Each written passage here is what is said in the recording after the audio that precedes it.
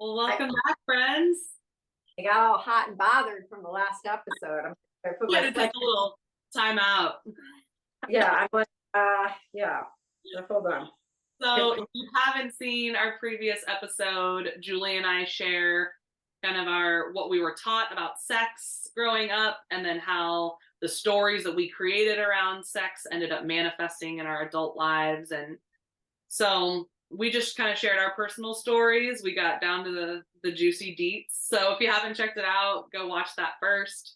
And we wanted to tell our stories first, to encourage you to kind of track your own sexual journey. What were you taught as a kid? What were some experiences, maybe terribly traumatic or maybe really enjoyable, even as a young person or a young adult, that impacted your relationship with sex? Because we believe that's a great place to start. This episode, we're going to kind of transition, really inspired by this beautiful book that was introduced to me, into this concept of really cultivating practices that cultivate the life force energy that flows through our bodies. And there's several different cultural traditions that these ideas come from. These are ancient concepts. But one such concept that you may have heard of is, like, in Chinese medicine, they use the study of meridians, which are energy pathways that run through the body. That's what acupuncture is. There's pressure points that we now know, science has proven, is directly linked to specific organs and systems in the body. So for overall wellness, in Chinese medicine, they're constantly talking about the qi. That is the term that they've used for our spirit, our life force energy that brings us vitality, that we can also call kundalini energy, which maybe you've heard of kundalini yoga, but that's all about the breath work and cultivating that inner energy, that spirit that makes us creative, that charges up our magneticism, that brings things to us. So this is going to be more of an energetic conversation, maybe a little less scientific, but science has at least proven, and it's so funny if you look it up, they're like, the female orgasm more powerful than we ever thought. It's like, oh my God, like, women have known this forever, and there's still so much we don't know about orgasm.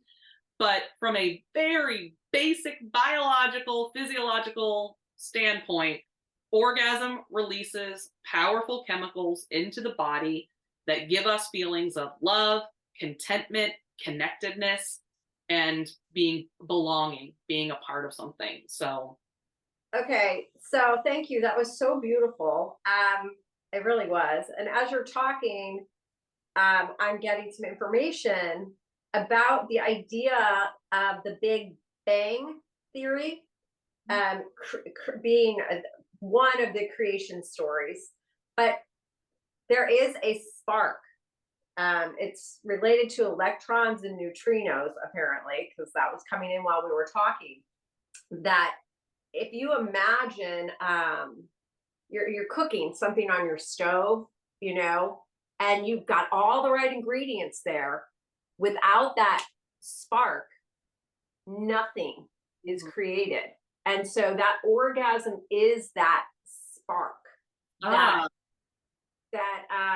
creates. It literally creates. And from that place, that chi, imagine your chi is just kind of sitting there. It's kind of dull. You get that,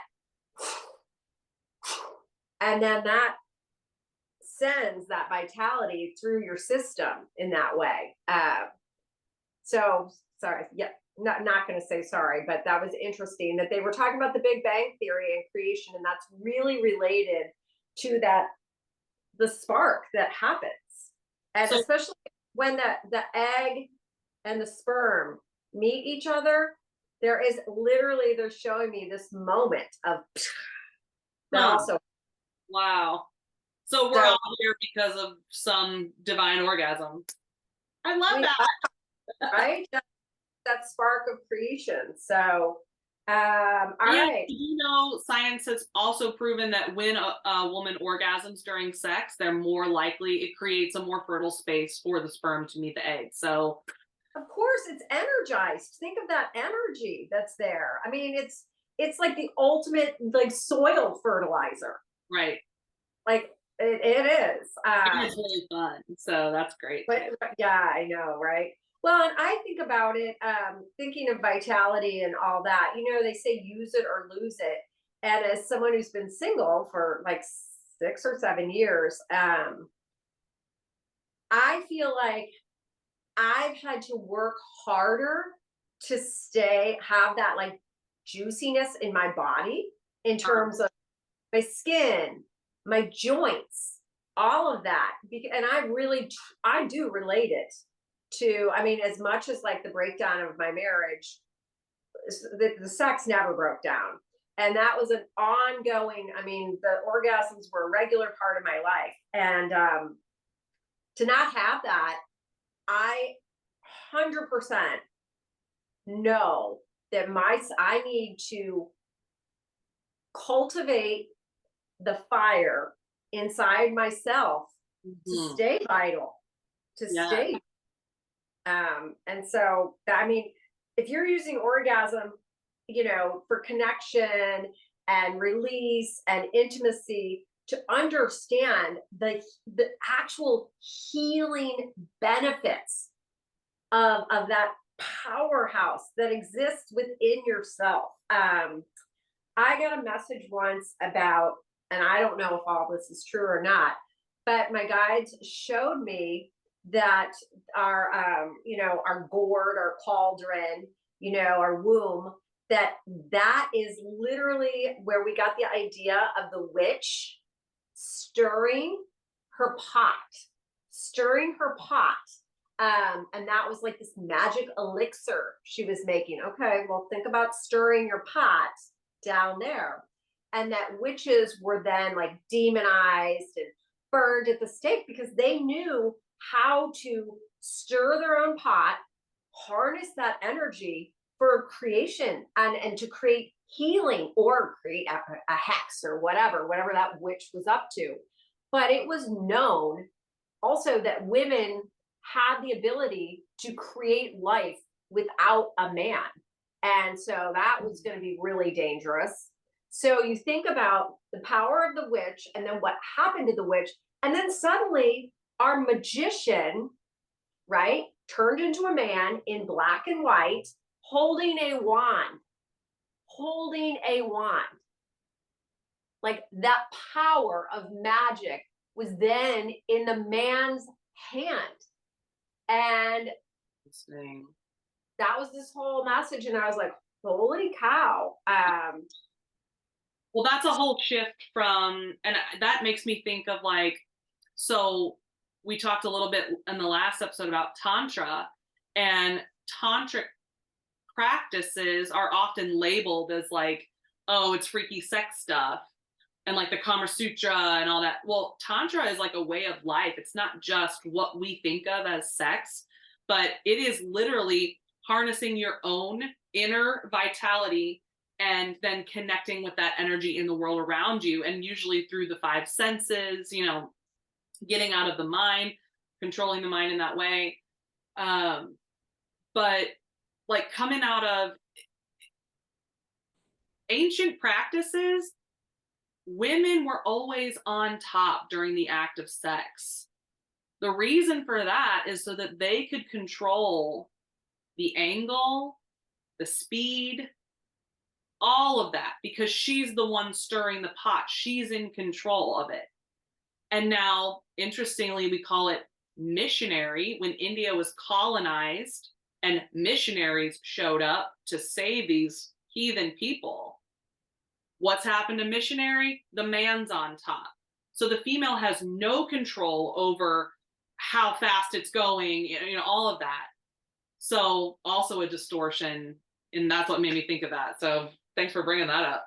Oh, Super. sure. I didn't know that about missionary either. That's really interesting. Mhm. Um, the Yeah. power of words. You know, I'm the word nerd. It's all in our language. Yes. So I would love to share a little bit about this life-changing book. It's called the Magdalen Manuscript. And just as a little bit of background info, so I've been recently studying Kundalini yoga. It's specifically yoga for the spine. So there's a lot of, spinal movement accompanied with breath work. And if we think about our life force energy, and maybe you've seen it represented with the traditional symbol of the snake, that energy is coiled like a snake right at the base of our spine, which you might say the root chakra. That's that energy center at the very base of your torso. When we cultivate, do you want to go ahead? I want to interject something. Do you mind? Okay. Snake. So think, as Claire talks, think about the snake in the Garden of Eden. The snake was the fall of man. It was dangerous, right? The snake, the power of the snake was dangerous. Additionally, think of the caduceus. I think that's caduceus in medicine. So that healing energy of the kundalini, of the snake, it is healing energy, has been taken by the medical system, and that the symbol of that, I think it's caduceus, has a snake around it. So I just needed to interject that, because we now look outside of ourselves towards the medical industry that literally is using a snake going up that spine or sore, whatever. Right. The staff, is that what it is? A staff. So, okay. Sorry for that sidebar. Yeah. Thank you. Yeah. We'll come back to that. So with these practices, we are drawing that energy that's sitting at the base of our spine. We're drawing it up the spine in a spiral motion through the crown of the head. And so that's why a lot of our practices are all about lifting, and that's what the breath work is doing. You're drawing that energy up. And you talk to any chiropractor, I have a very good friend who's a chiropractor, they know that longevity, overall wellness, vitality directly linked to the health of your spine. And that's why you see women who are like 103 years old still doing yoga. So the Magdalen Manuscript. And this book does go into how the church has vilified the power of female, particularly sexuality. So Tom Keyon is the author, so we'll give him credit. And I believe this was channeled work. So if anyone wants to check out Tom Keyon, he's got a wealth of meditations and sound journeys on his website that I think they're free. I mean, or they used to be. I downloaded some, I don't know when, but let's shout out to Tom, because I think he's got a lot of cool stuff. Thank you, Tom. And he does do a great job in the intro of this book of sharing how this information was channeled. Channeling, meaning he received all of this information from a deity or a source outside of himself. That source was Mary Magdalene. Now, what I'm going to share may challenge traditional Christian beliefs about Jesus, Jesus's mother Mary, and Mary Magdalene as she is supposedly portrayed in the Bible, but as we find out, that's not even what the Bible says about her, just what's been taught in churches. So Mary Magdalene tells her story through Tom, basically about how she was trained in the sex magic of Isis, which is a series of literally breathwork practices and body movement to draw this kundalini energy up. Also using the power of orgasm. That's why we call it sex magic, is you can, because of the energy that's created through orgasm, you can literally send that energy in any direction that you choose with your intention. So you can, it's just like any ritual, you can set the intention beforehand. Like, I am sending healing energy to so-and-so. You can literally then, in your orgasm, send that energy to that person. And that's just one example of what we mean by sex magic. So Mary Magdalene was trained in these very hidden, secretive, esoteric practices, but because people misunderstood them, they were labeled as prostitutes. And the reality is they were working in these temples using their bodies as divine channels to heal people through their sexual energy. So she meets Jesus. Go ahead. So I mean, I guess for people to be able, if suspend, if you have a basic understanding of quantum physics, you will understand how we are communicating with those people that we are connected to. So it's just the way it works. So if you take two atoms that are existing together in a petri dish or whatever, and the way that they're rotating, and you separate them, there's studies. So you put one in one room over here and one 20 miles over there. The minute you start changing what this one atom, so say you heat it up, or I don't know, you do light, I don't know, you do sciencey stuff to it, and the atom starts responding to this new stimulus. Atom over here will start doing exactly what that atom's doing while not being exposed to the same new stimulus. And you're like, that's quantum physics for dummies. So what Claire is saying or suggesting, that once you quantumly entangle with another person, you know, whether it's someone gets a call, this person's sick, and Mary Magdalene, you know, whatever, she is now going to quantum entangle with their field. And as she changes what's going on in the structure of her own body, there's a response in the body of the other. That's the most, like, probably not, but so that people understand, we call magic is something we just don't have the words yet to explain. And so, yes, it is sex magic because we don't quite understand it. But with just like the tiniest bit of information about quantum physics, you'll begin to believe that maybe this isn't so fantastical. Mm-hmm. And sex magic is just fun to say, and further proof that your solo touch sessions are very important and can change the world. So there you go.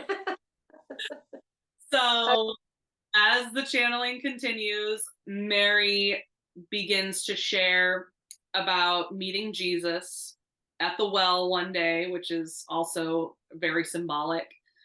And they immediately know that they are destined for each other. So I'm sorry if this is challenging, like a concept of Jesus being some like perfect virginal man. He was, regardless, doesn't matter. So they begin their relationship and they begin to use the deep, intimate connection that they have through sex to, and she talks about this often, charge his ka, which we all have a ka, and she describes it as our spirit body. And maybe you think about it as your aura. Maybe that's a word you've heard. You know, now they can photograph your aura. There's a very specific photography technique that you can see the electromagnetic field around each body, which extends, depending on the vitality of your life force, 3 to 9 feet out from you in every direction. So that's why I'm like, everything is sex. I stand in the same room as someone. Our energies are now quantum entangling. This is what sex is. Now, obviously, with intention and heart connection, it's stronger and it's different. But energetically, it's all sex. So that's what they're doing. They're charging up his spirit body so that he can do the work he came to Earth to do. And Do so, they talk about the Merkaba in there? no, not in the book. Okay, we'll save that for later. That's your divine, like, whatever. Okay. So she does talk about how the church labeled her, tried to suppress the power of the female sex magic because they didn't understand it, and turned Jesus's mother Mary into some virgin, and she and Mary, both Marys, had studied this type of alchemy and this type of practice, so that Mary, Jesus's mother, as soon as she met Mary Magdalene, knew that this was the woman she had been calling in for her son. So I'm just like getting chills. It's just such a beautiful, powerful story. She actually shares practices for the reader, like very simple breath practices of just see what it feels like. Close your eyes down, get into a quiet space, calm the mind, and just start taking long, deep breaths, picturing that energy going up and down your spine. Very simple, right? And so all of this is to get that energy moving within the body. So my sister talks about this often. She says, and I'm like, I don't think she's wrong. People who become addicted to smoking or vaping, there is something that happens when you Ah, ah, and that's just a distortion, like we talk about. So of course, I mean, we know that there's power to using our breath, right? It calms us. It calms us. So it's a little bit of a sidebar, but think about the ways, for anyone who smokes, they do get kind of addicted to the nicotine, but it is that drawing the breath to calms your system. yes. And she brings in some more complex breath practices where she encourages visual. So when you add visualization to the breath, that's how we're kind of controlling where that energy is going. So first you see your breath kind of spiraling up the spine, but then she encourages this as a solo practice and with a partner. These okay, so back to the Chinese medicine. There are two meridians that run down the sides of our spine, the Ida and the Pingala. So she doesn't use those words. Obviously, she calls them snakes. She calls them two different snakes. One is gold, one is black. And she has you visualize them crossing over just like the medical sign, but up your spine. And their heads meet at the top of your crown. And she has you visualize two drops, one coming out of one serpent fang, another drop coming out of the other, and this elixir pools in the center of your brain, which then activates that third eye, which activates your connection to the divine, inner knowing beyond what we know. Mm-hmm. So Claire's talking about our pineal gland or pineal gland. Everyone calls it something different. And when you bring energy to that place, it acts as a catalyst for sending energy, activating that gland that is made up of a bunch of tiny crystals. And it is pretty much a satellite dish for receiving information, connection to the divine. So go ahead. So, and she also talks about how during her training, it was really the biggest challenge. It's funny because she's so surprised by how much she enjoyed just sex as a human woman. Yeah, I think all during her training, it was like, oh, we're this spiritual divine body, and we're using all this sex magic to like basically be witches, be magicians, like spread love and healing throughout the world. But she says it multiple times. I was surprised how much I loved being a human woman with him, and I think that's something to be said. That's something to come back to also, because the power of our pleasure, I don't think we fully understand. It's not just about orgasming or whatever. It's falling so deeply in love with life, and that's going back to tantric principles again. It's like our pleasure can be our guide if we have a healthy relationship with it. Does that make sense?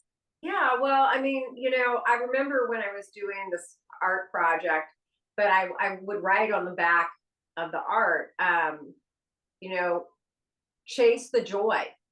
It's chasing the joy, because a life lived in the energetics of joy is a life of love.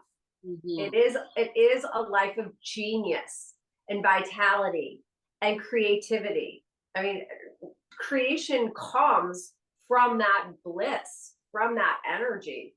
So yeah, I mean, it makes total sense. And I think it's interesting. Of course, if she didn't have the experience of loving this and enjoying it so much, it wouldn't be as healing. It just Exactly. wouldn't.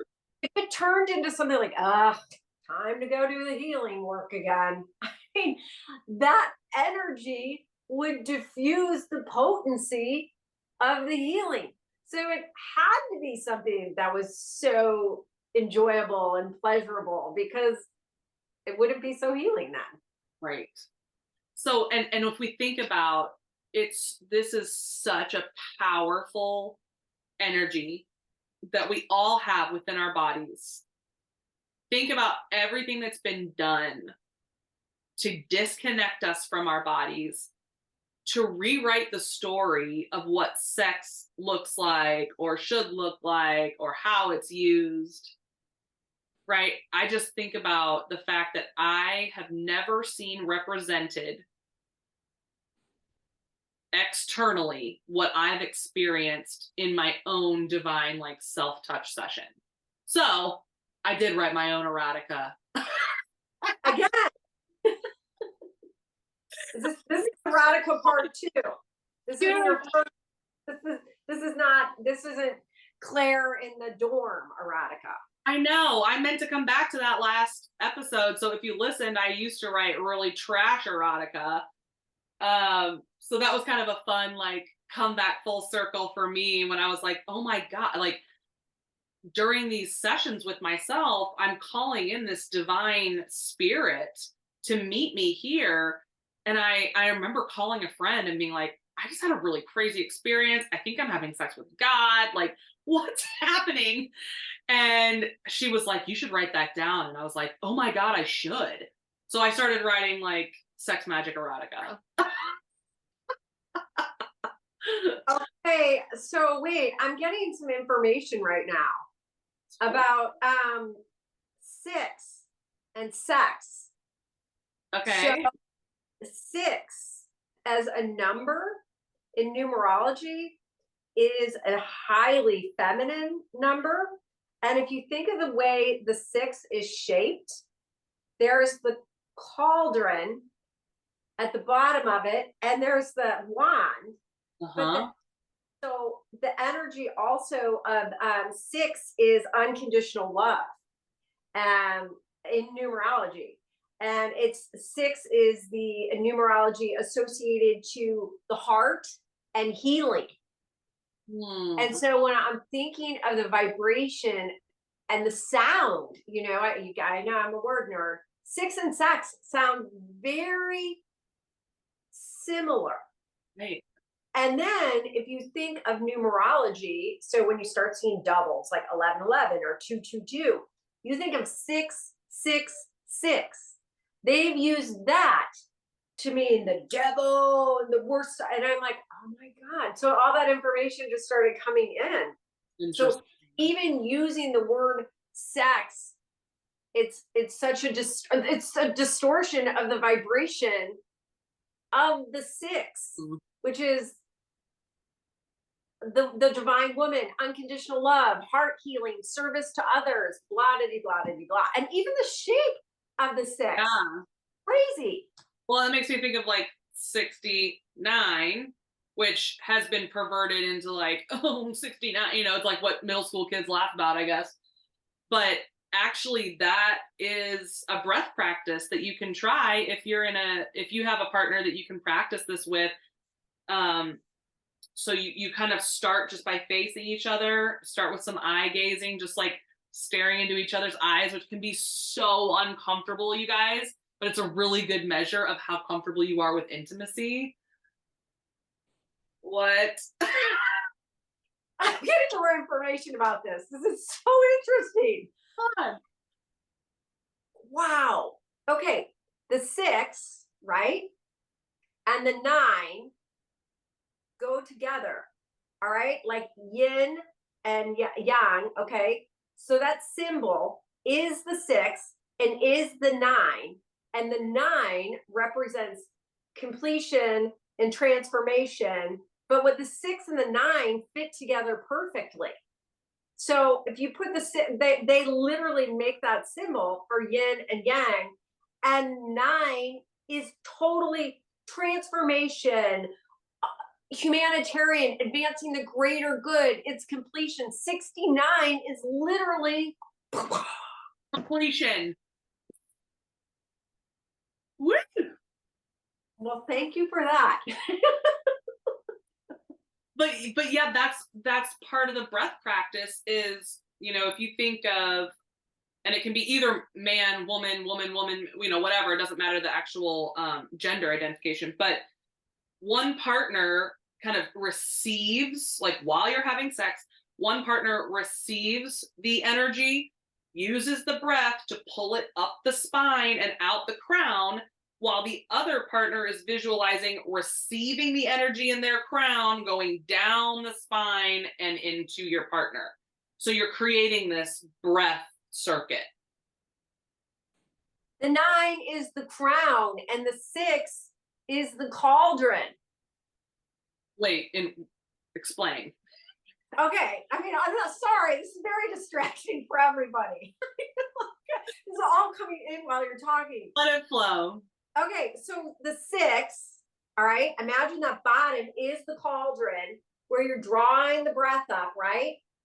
The 9 is the top, the head, the crown. That's what it is. So it's showing the 69, the yin, the yang is showing us that. So it's like the full spectrum of all the chakras.